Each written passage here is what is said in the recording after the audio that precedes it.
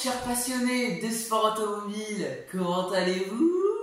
Eh ben moi ça va très bien puisque ce matin en prenant mon petit déjeuner, eh bien je me suis rendu compte que il y a énormément de personnalités en sport automobile qui s'appellent Franco. Vraiment je me suis dit ça et du coup je me suis dit eh ben pourquoi pas faire une vidéo sur les Franco en sport auto.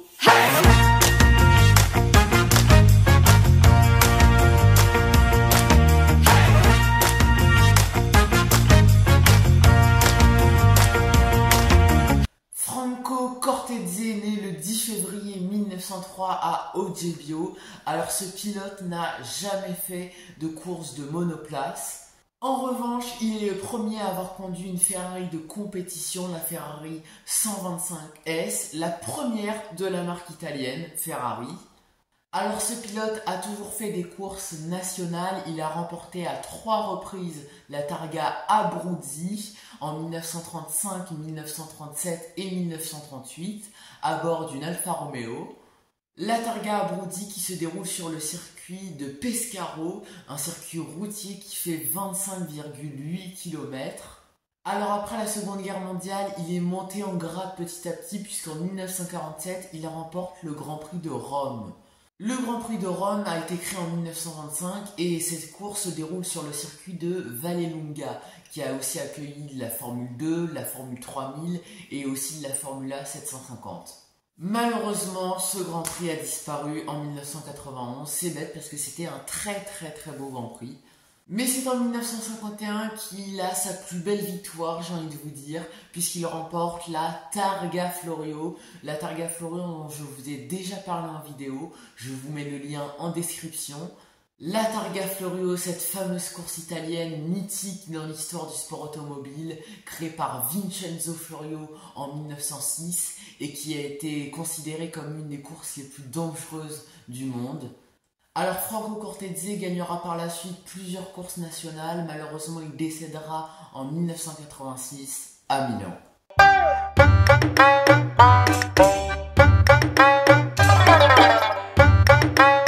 Franco Scaglione, ce fameux designer automobile qui est né le 26 septembre 1916 à Florence.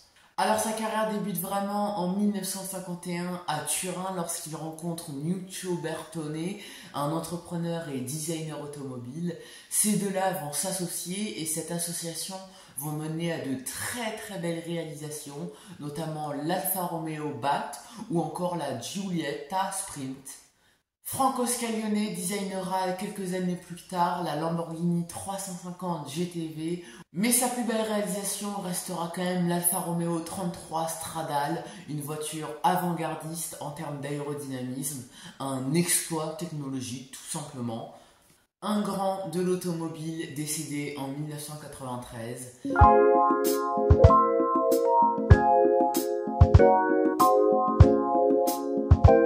Franco Colapinto, ce pilote argentin qui fait beaucoup parler de lui depuis maintenant quelques mois et qui a fait son retour en Formule 1 au Grand Prix d'Imola pour remplacer Jack Doohan.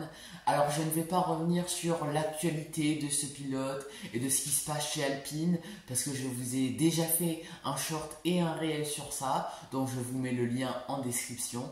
Non, aujourd'hui j'avais plutôt envie de revenir sur son parcours, sa carrière, comment il en est arrivé en Formule 1. Alors c'est en 2019 qu'il commence en Formule 4 dans le championnat d'Espagne et il participera la même année au championnat du Mans Endurance.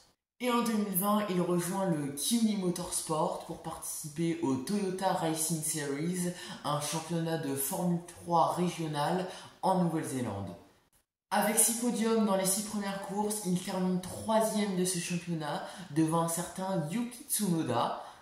Il rejoint ensuite la Formule Renault où il remportera 2 victoires à Monza et à Spa-Francorchamps. Il montera à 9 reprises sur le podium, ce qui lui permettra de terminer 3e au championnat. Alors de 2022 à 2023, il va participer au championnat de Formule 3 classique où il n'obtiendra pas de bons résultats. En 2024, il va participer à la Formule 2, mais en septembre, il va rejoindre l'écurie Williams au Grand Prix de Monza pour remplacer Logan Sargent.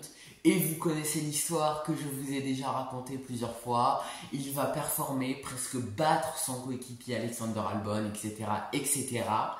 Et suite à la décision de Flavio Briatore, il a fait son retour dans l'écurie Alpine à la place de Jack Doohan au Grand Prix d'Imola. Voilà, on en a fini avec les Franco en sport auto. Franchement, j'ai adoré faire cette vidéo, je trouvais ça très drôle. Les Franco en sport auto, ça rime, c'est joli. Voilà, donc n'hésitez pas à mettre un petit like, un petit commentaire, etc.